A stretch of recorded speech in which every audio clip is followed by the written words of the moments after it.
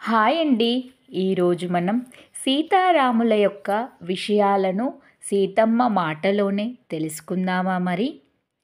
అస్య స జనకాత్మజ. అమ్మా సీతమ్మ, దయ ఉంచి నా ప్రశ్నలకు బదులివ్వమ్మా.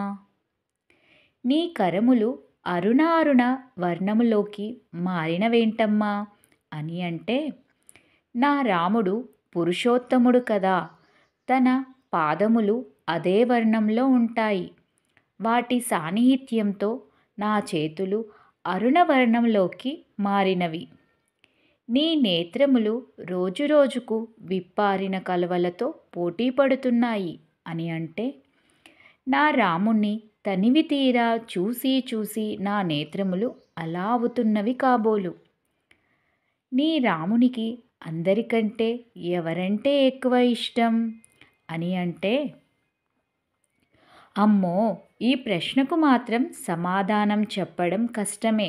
ఒకసారి అంటాడు భరతాయ అప్రమేయాయ, మరోసారి అంటాడు కిన్ను దేశం న పశ్యామి, లక్ష్మణుని వంటి తమ్ముడు లేడు ఉండబోడు అని. ఇంకొకసారి అంటాడు నా తండ్రి వంటి తండ్రి దొరకనే దొరకడు అని. మరోమారు అంటాడు నా అంబ మధ్యమ తాత గర్హితవ్య, నువ్వు కైకేయిని ఒక్క మాట అన్నా నేను ఊరుకోను అని.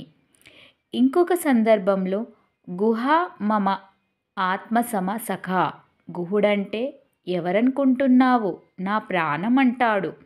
హనుమను చూసి ఇతడు నా సీతను నాకు తెచ్చి ఇచ్చి నా లక్ష్మణుని ప్రాణములను కాపాడి రావణవధ సంబంధ సమాచార వార్త, నా ఆగమన వార్త సరియైన సమయానికి చేరవేసి నా భరతుని ప్రాణాలు కాపాడి ఇట్లా ఎన్నెన్నో ఉపకారములు చేసినాడు అని హనుమను తన దగ్గరకు తీసుకుంటాడు. ఇంకా ఒకసారి కౌసల్య అంటాడు, ఒకసారి సుగ్రీవుడు అంటాడు, మరోమారు సుమిత్ర అంటాడు, ఒక్కొక్కప్పుడు శత్రుఘ్నుడు అంటాడు, నాతోనైతే నువ్వే నా సర్వం అంటాడు.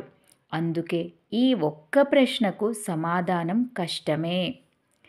నీ రాముడు ఎప్పుడైనా కోపానికి వస్తాడా నీపైన అని అడిగితే, మధ్యాహ్నము సాయంత్రము భోజనం ముగించిన తర్వాతనే నేనే స్వయాన తాంబూలములు చేతికి అందివ్వడము.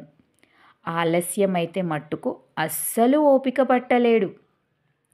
నేను ఆలస్యం చెయ్యను.